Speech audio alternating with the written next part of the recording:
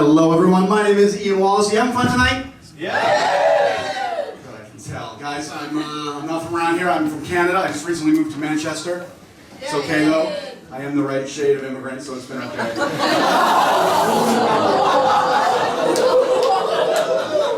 Did you know that when you apply for a visa to come into this country, the only two questions on the form are like, have you ever participated in religious extremism or genocide? So I'm sitting there with my pen like, how many in a genocide?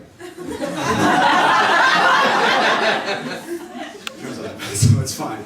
Guys, Manchester's been treating me okay. I'm not 100% sold on the city. I stood in line at a takeaway a few weeks ago behind these two guys, I guess here you would call them lads. Back home we call them bros. Just these two dudes, I'm just going to call them Dude A and Dude B, and they were talking really loud and their voices were just filling up this takeaway, and Dude A says to his friend as they're standing in front of me like, you're right man, no you're right, I'm going to break up with that girl. Every time I've been seeing her, I end up just doing something stupid and getting myself in trouble. That girl, she's my R. Kelly's heel.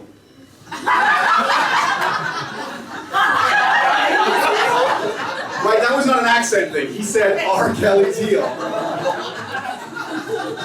And before I even knew what I was doing, I tapped that kid on the shoulder and I was like, excuse me, I just need to ask you really quickly, did you just refer to someone as your R. Kelly's heel? And like, question B, what the fuck does that mean?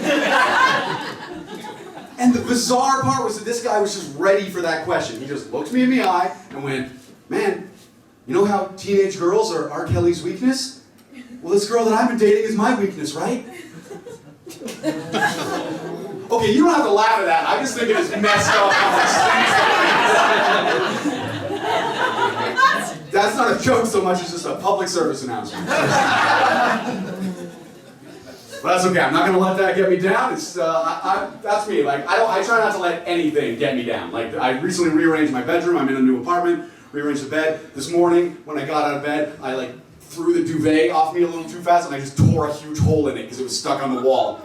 But did I get down on myself? Well, actually, yeah, I got down everywhere.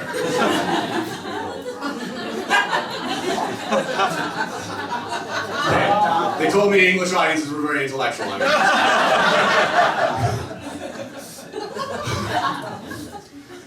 glad we're all having a good night. I'm having a good night. I've been really excited to do this show for a couple weeks now. And no matter what kind of day you are having, like I was on the train here today, and you know I always like to get a little local color, so I was just flipping through a Liverpool newspaper. I read about a guy in Sefton today who accidentally mixed up his prescription eye drops with super glue. Right? Now none of his model airplanes will stick together. He's definitely having a shitty day. You guys know, it's been great. Just decided to spend some time in the UK. I just love traveling. I just love just being in new places. Are we big travelers? Yeah. Yeah? Where do you want to go soon? New York. You want to go to New York? Have you been before? No. Definitely worth a trip. Definitely go to New York. I was there last year. My big trip just before I got here was China. I spent a few weeks in China. That was really great. It is the year of the cock in China right now, so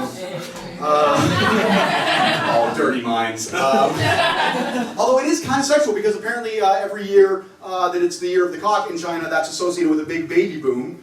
All right, you guys will talk about something more pleasant, I guess. Our lovely host was talking about smoking weed. You guys are not pot smokers. Do we have pot smokers in the crowd?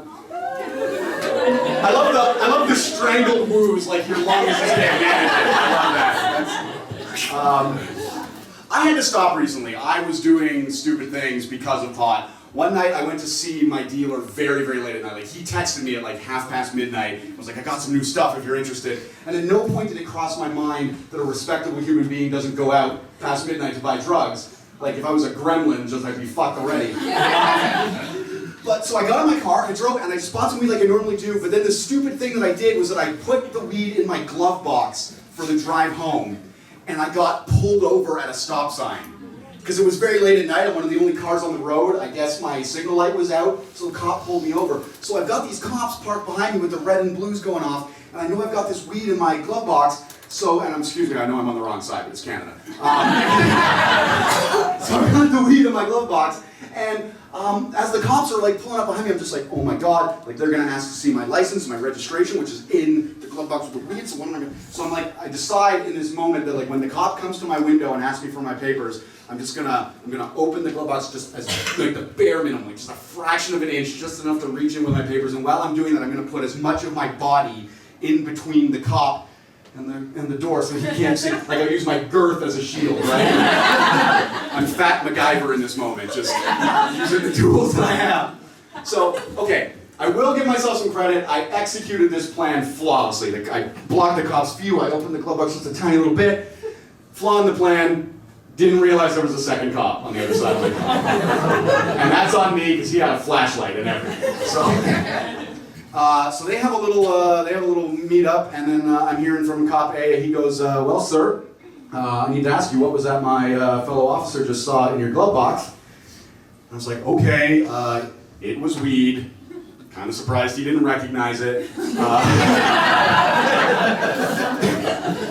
But no, I will say I did not make the joke. In most cases, I'm quick with a joke. But like cops they shut me down. I was too afraid to actually make a joke in that case. So I just took the weed, handed it over like a good little boy, and then they went back and did whatever they do while they sit behind you in their car for half an hour, like Google you or something. I don't know.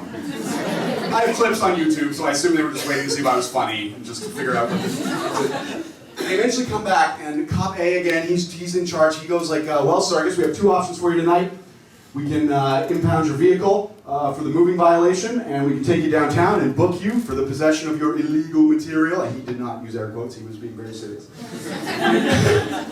"We'll book you for your illegal material, or," and he let it hang there, and I was just like, yes, I'm immediately on board with "or." I will see what is behind door number 2, please. He goes, "Or, if you destroy the weed, we'll forget we found you with it today."